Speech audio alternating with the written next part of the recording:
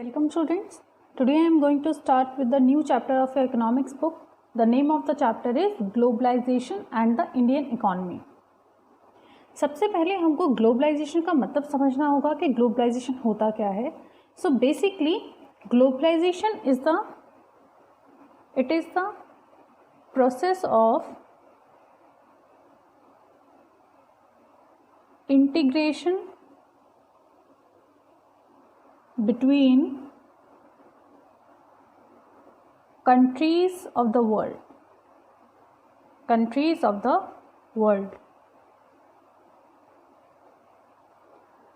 So basically जब different countries जो हैं वर्ल्ड की, जब वो इंटरकनेक्टेड हो जाती हैं, आपस में इंटरग्रेट हो जाती हैं, तो उनको वो जो प्रोसेस है जिसकी वजह से वो इंटरग्रेट हो रही हैं, जिसकी वजह से वो इंटरकनेक्ट हो रही हैं, उस प्रोसेस को हम ग्लोबलाइजेशन बोलते हैं.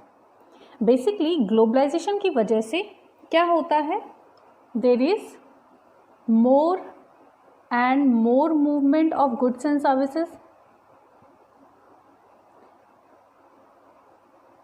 गुड्स एंड सर्विसेज का जो मूवमेंट है बिटवीन कंट्रीज बहुत ज़्यादा होता है. नेक्स्ट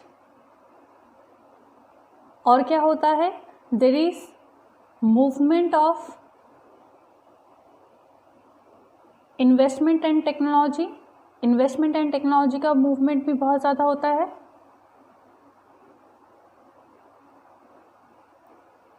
और ग्लोबलाइजेशन की वजह से there is also movement of people between different countries. Why? Because of for better jobs, education, then income, etc. So globalisation की वजह से ये सारी चीज़ें होती हैं. तो यहाँ पर मैंने एक चीज़ बोली है, it is a process of integration. Basically जो इंटीग्रेशन है ये दो टाइप्स का होता है. फर्स्ट इंटीग्रेशन है, it is due to the foreign trade. Foreign trade की वजह से एक इंटीग्रेशन होता है. और दूसरा जो इंटीग्रेशन होता है वो होता है due to foreign investment.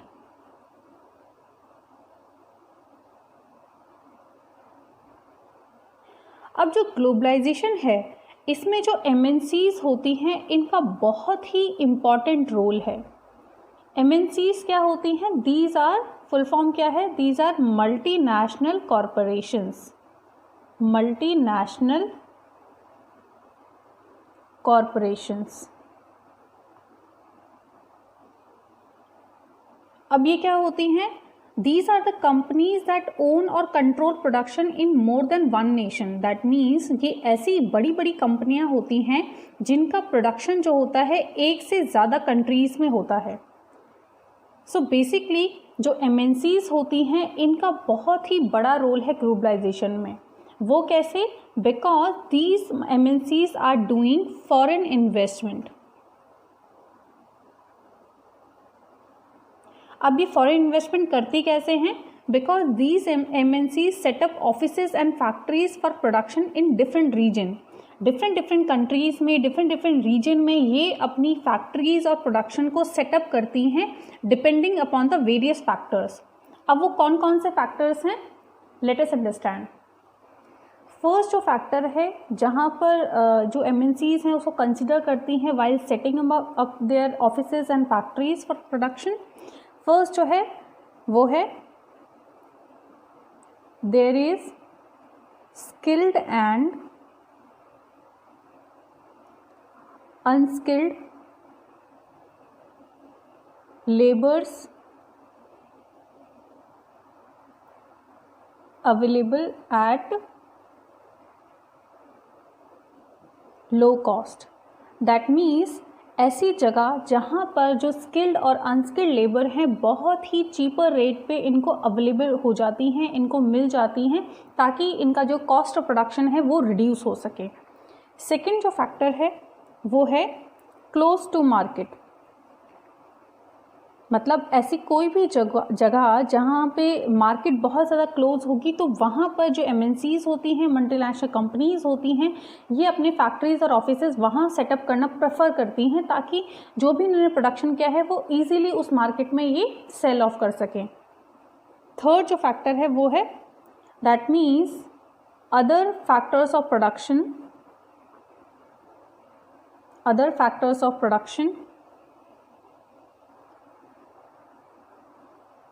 Are available. जैसे कि फॉर एग्जाम्पल कौन कौन से फैक्टर्स हैं ऐसे? वाटर, इलेक्ट्रिसिटी, इस टाइप के जो फैक्टर्स हैं वो अवेलेबल होंगे, वहाँ पर ये प्रेफर करते हैं। और जो फोर्थ फैक्टर है वो बहुत ही इम्पॉर्टेंट फैक्टर है, वो है गवर्नमेंट पॉलिसीज़। दैट मीन्स कि ऐसी कंट्री में जहाँ पर गवर्नमेंट पॉलिसीज़ होंगी वो कि कैसी होंगी? Government policies are favourable for them.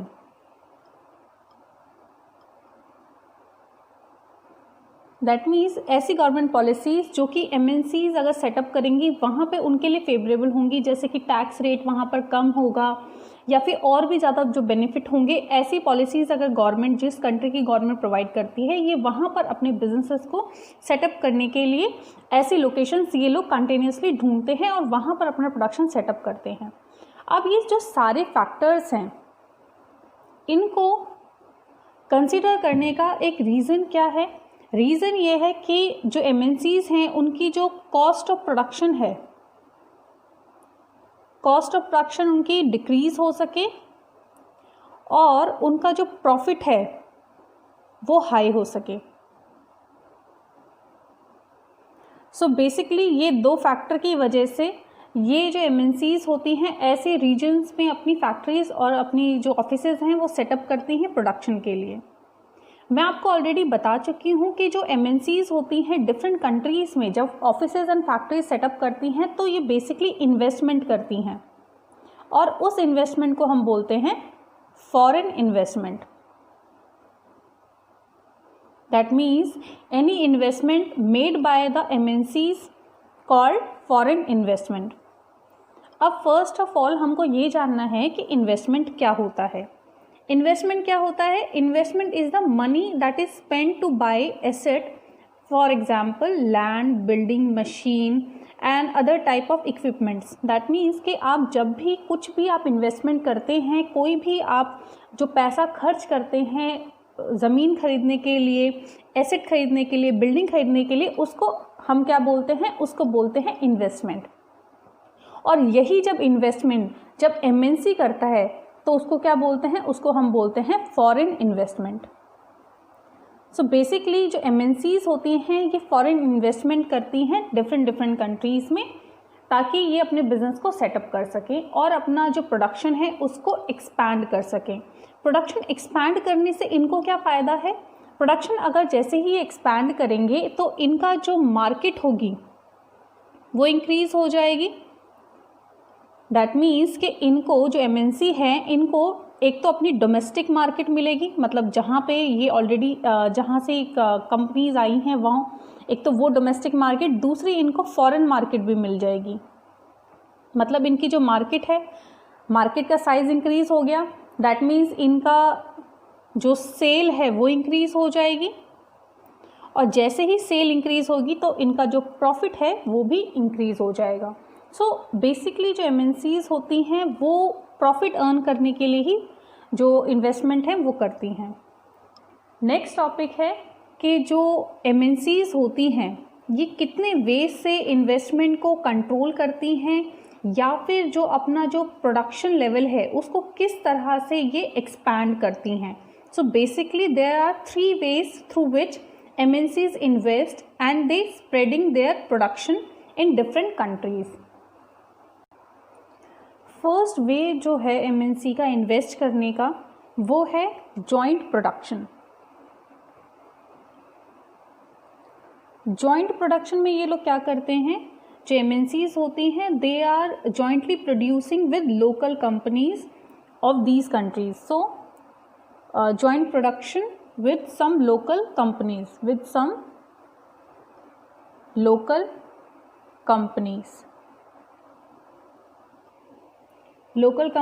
of the that foreign country, जिस कंट्री में ये अपना प्रोडक्शन सेटअप करना चाहते हैं उस कंट्री का, जैसे कि फॉर एग्जांपल कोई यूएस बेस्ड कोई एमएनसी है, वो अगर इंडिया में अपना प्रोडक्शन सेटअप करना चाहती है तो वो एमएनसी, ये एमएनसी है, इंडिया में कोई जो हमारी जो लोकल कंपनी है उसके साथ, जो लोकल कंपनी है उसके साथ मिलकर जॉइंटली प्रोडक्शन करेंगी। तो ये क्या है, पहला जो वे है वो है joint production with some local company. अब इससे जो लोकल कंपनी है उसको क्या बेनिफिट होगा, एमएनसी को तो बेनिफिट हो ही रहा है, बिकॉज उसको क्या मिल रहा है, उसको प्रॉफिट मिल रहा है, क्योंकि वो अपना जो कॉम्पिटिटर है उसको वहाँ से एलिमिनेट कर रहा है, अपना जो कंपटीशन है एमएनसी उसको रिड्यूस कर रहा है। अब लेकिन लोकल कंपनी को इस चीज़ से क्या फ़ायदा है, लोकल कंपनी को इससे बेसिकली दो फायदे हैं। पहला तो ये है, local company get money for investment. That means एक तो इनको पैसा मिल रहा है इन्वेस्टमेंट के लिए लोकल कंपनी को, बिकॉज एमएनसी उनको पैसा प्रोवाइड कर रही है, और दूसरा बेनिफिट ये है कि जो लोकल कंपनी है उनको लेटेस्ट टेक्नोलॉजी मिल रही है, लेटेस्ट टेक्नोलॉजी मिल रही है, और जिस लेटेस्ट टेक्नोलॉजी को ये यूज़ करके अपना जो प्रोडक्शन कैपेसिटी है उसको इन्हांस कर सकते हैं। सो बेसिकली ये जो दो बेनिफिट हैं लोकल कंपनीज़ को जॉइंट प्रोडक्शन के लिए, उसके लिए लोकल कंपनीज़ भी चाहते हैं कि एमएनसी उनके साथ मिलकर प्रोडक्शन करे ताकि उनको भी बेनिफिट मिले। नेक्स्ट जो वे है जिसकी वजह से जो एमएनसी हैं इन्वेस्टमेंट करती हैं और जो अपना प्रोडक्शन है उसको स्प्रेड करती हैं, वो है जो एमएनसी होती हैं वो जो लोकल कंपनीज़ होती हैं उनको परचेज़ कर लेती हैं, उनको बाय कर लेती हैं, और उसके बाद अपना जो प्रोडक्शन है उसको एक्सपैंड करती हैं। दैट मीन्स जॉइंट प्रोडक्शन ना करके उस कंपनी को ही डायरेक्टली ख़रीद लिया और अपने जो प्रोडक्शन है उसको एक्सपैंड किया। थर्ड जो वे है वो है कि जो लोकल कंपनीज़ हैं और जो लोकल प्रोड्यूसर्स हैं, जो स्मॉल प्रोड्यूसर्स हैं, जैसे कि फॉर एग्जांपल कोई एमएनसी है, जैसे कि मैंने आपको एग्जांपल दिया, कोई यूएस बेस्ड एमएनसी है और वो इंडिया में, ये इंडिया है, इंडिया में जो हमारे जो छोटे छोटे जो प्रोड्यूसर्स हैं और बाकी दूसरी कंट्रीज़ में भी, लेट्स से चाइना में जो प्रोड्यूसर्स है, बिकॉज चाइना में भी बहुत ही चीप लेबर अवेलेबल होती है, उसी तरह से जो इंडिया है, इंडिया में भी चीप लेबर जो अवेलेबल होती है, ठीक है ना। यहाँ पर भी इन्होंने क्या किया, जो स्मॉल प्रोड्यूसर्स हैं उनको इन्होंने कॉन्ट्रैक्ट दे दिया कि आप लोग प्रोडक्शन कीजिए। दैट मीन्स लेट्स से कोई शर्ट, ये चाहते हैं कि शर्ट बनवाएं, ठीक है। अब इन्होंने क्या किया, जो बड़ी जो एमएनसीज़ हैं इन्होंने अपना जो ऑर्डर है प्रोडक्शन के लिए डिफरेंट जो प्रोड्यूसर्स हैं, जो स्मॉल प्रोड्यूसर्स हैं, इनके पास प्लेस कर दिया। उसके बाद ये जो कंट्रीज़ में जो प्रोड्यूसर्स हैं इन्होंने ये प्रोडक्शन जो कि शर्ट जो बना रहे थे, इन्होंने प्रोडक्शन करके ये सारा जितना भी इन्होंने प्रोडक्शन किया उसको इन्होंने एमएनसी को दोबारा दे दिया। अब इस एमएनसी ने क्या किया, उन शर्ट्स पे अपने ब्रांड का टैग लगाकर उसको सेल करना शुरू कर दिया। सो ये थर्ड वे है जिसमें एमएनसी क्या करती हैं, MNC place order for production with small producers, जैसे कि गारमेंट्स हो गए हैं, फुटवेयर हो गए हैं, इसमें जो प्रोडक्ट्स हैं उसको जो एमएनसीज़ हैं उनको दोबारा सप्लाई किया जाता है, और उसके बाद जो एमएनसीज़ होती हैं they sell these products under their own brand name to the customer. So this is the third way. तो ये तीनों वे हैं जिसके वजह से जो एमएनसीज़ हैं अपना जो प्रोडक्शन है उसको एक्सपैंड करती हैं। अब मैंने आपको बताया था कि ग्लोबलाइजेशन में दो चीज़ों की वजह से इंटीग्रेशन हो रहा है। बेसिकली जो इंटीग्रेशन हो रहा है वो दो चीज़ों की वजह से हो रहा है। पहला है आपका फॉरेन ट्रेड की वजह से, और दूसरा है हमारा फॉरेन इन्वेस्टमेंट की वजह से।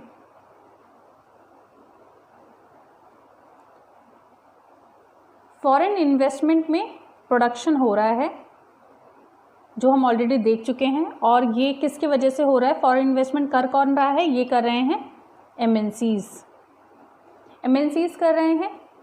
ये हम पॉइंट अभी तक पढ़ चुके हैं कि एमएनसीज किस तरह से प्रोडक्शन कर रहे हैं, क्या क्या वे हैं और वो कौन कौन से फैक्टर्स हैं जिसको कंसिडर करके वो अपना बिजनेस जो है डिफरेंट डिफरेंट कंट्रीज़ में सेटअप करते हैं। नेक्स्ट जो है वो है फॉरेन ट्रेड। फॉरेन ट्रेड क्या होता है? फॉरेन ट्रेड हमारी कंट्री में पहले भी होता था, ग्लोबलाइजेशन से पहले भी हमारी कंट्री में फॉरेन ट्रेड हुआ करता था बिफोर इंडिपेंडेंस। जैसे कि हमारी कंट्री से जो हम बाहर की कंट्री में हम अपने जो रॉ मटेरियल्स हैं उनको हम एक्सपोर्ट किया करते थे, और जो मशीन्स हैं और जो फिनिश गुड्स हैं उनको हम अपनी कंट्री में इंपोर्ट किया करते थे। तो फॉरेन ट्रेड बहुत टाइम से चला आ रहा है। बेसिकली जो फॉरेन ट्रेड है उसके क्या क्या एडवांटेजेस हैं, ये हमारा नेक्स्ट टॉपिक है। So what are the advantages of foreign trade? Basically foreign trade की वजह से जो प्रोड्यूसर हैं उनको क्या एडवांटेजेस हैं और जो कंज्यूमर हैं उनको क्या एडवांटेजेस हैं।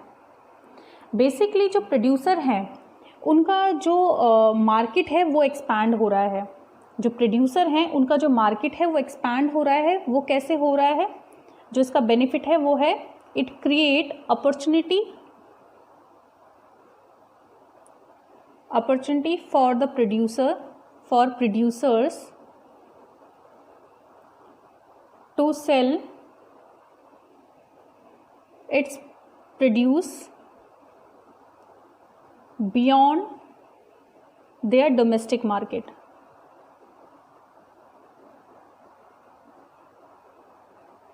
जैसे कि फॉर एग्ज़ाम्पल हम इंडिया में कुछ भी चीज़ प्रोड्यूस कर रहे हैं, तो हमारा जो प्रोड्यूसर है, जो इंडियन प्रोड्यूसर है, लेट्स से मैं मार्कर की बात कर रही हूँ, जो मार्कर है मार्कर प्रोड्यूस कर रहा है जो हमारा इंडियन प्रोड्यूसर है, ठीक है।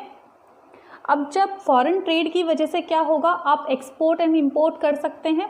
तो जो मार्कर जो इंडियन प्रोड्यूसर जो बना रहा है, तो ये कहाँ कहाँ सेल कर सकता है? एक तो हमारी डोमेस्टिक मार्केट में कर सकता है, दूसरा ये एक्सपोर्ट कर सकता है। दैट मीन्स अपने जो गुड है उसको बाहर की कंट्री में भी क्या कर सकता है? बेच सकता है।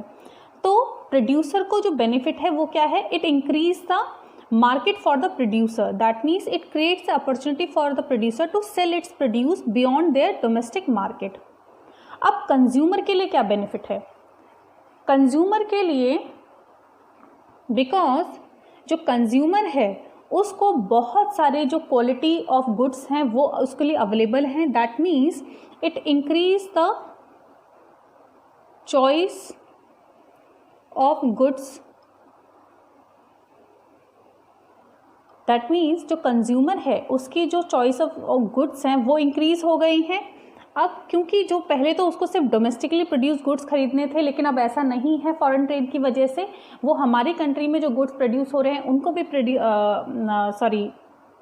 परचेज कर सकता है, और जो बाहर की कंट्री में जो हम बाहर की कंट्री से जो हम इम्पोर्ट करते हैं वो गुड भी वो परचेज कर सकता है। दैट मीन्स जो कंज्यूमर की जो चॉइस है, चॉइस ऑफ गुड्स हैं, वो इंक्रीज हो चुके हैं। इसका मतलब क्या है कि जो कंज्यूमर है उसका जो स्टैंडर्ड ऑफ लिविंग है वो क्या हो गया है? वो इंक्रीज हो गया है। सो फॉरेन ट्रेड की वजह से ये सारे बेनिफिट हुए हैं। अब बिकॉज जो प्रोड्यूसर हैं डिफरेंट कंट्रीज में, ये क्या कर रहे हैं? बिकॉज वैसे तो ये डिफरेंट कंट्रीज में है, लेकिन आपस में इनमें क्या हो रहा है?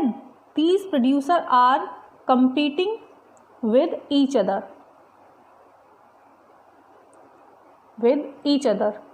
कैसे?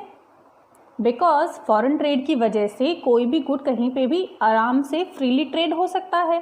That means there is free movement of और let's say there is movement of goods and services between different countries.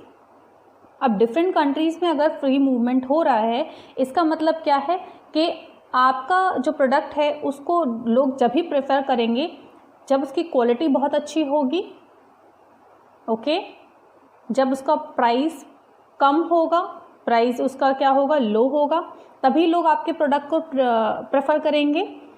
तो इसकी वजह से जो प्रोड्यूसर्स हैं उनमें आपस में कंपटीशन हो रहा है। और कंपटीशन की वजह से ये क्या करेंगे, प्रोड्यूसर्स बेटर टेक्नोलॉजी यूज़ करेंगे ताकि जो उनका जो प्रोडक्ट है उसकी क्वालिटी तो मेंटेन रहे लेकिन उसका जो प्राइस है वो भी लो रहे, बिकॉज जितनी ज़्यादा अपने प्रोडक्ट को ये सेल करेंगे उतने ज़्यादा इनके लिए ही बेनिफिट है। अब बिकॉज जो प्रोड्यूसर्स हैं डिफरेंट कंट्रीज़ में बैठे हुए हैं और आपस में कम्पीट कर रहे हैं, इसकी वजह से क्या होगा, जो प्राइसेस हैं वो लगभग इक्वल हो जाते हैं। डिफरेंट जो गुड्स हैं, जो सेम गुड है उसका जो प्राइस है लगभग इक्वल हो जाएगा।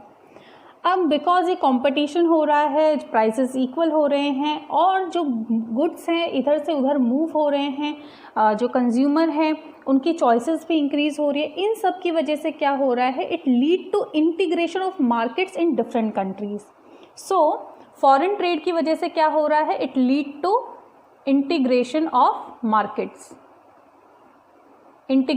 मार्केट्स बिटवीन डिफरेंट कंट्रीज़ में जो मार्केट्स हैं उनका जो इंटीग्रेशन है वो हो रहा है। सो ये है हमारा ग्लोबलाइजेशन हम ऑलरेडी पढ़ चुके हैं। ग्लोबलाइजेशन का मतलब ये है, that means globalisation is a process through which there is rapid integration of different countries in the world. और इंटीग्रेशन किन किन चीज़ों की वजह से हो रहा है, इंटीग्रेशन 2 चीज़ों की वजह से हो रहा है, पहला है फॉरेन ट्रेड और दूसरा है foreign investment. Foreign investment MNCs कर रहे हैं और वो बहुत ही इंपॉर्टेंट रोल प्ले कर रहे हैं ग्लोबलाइजेशन प्रोसेस को एक्सपैंड करने में। So this topic is over now. I will meet you in the next class and continue this topic in the next class. Till then, goodbye and take care.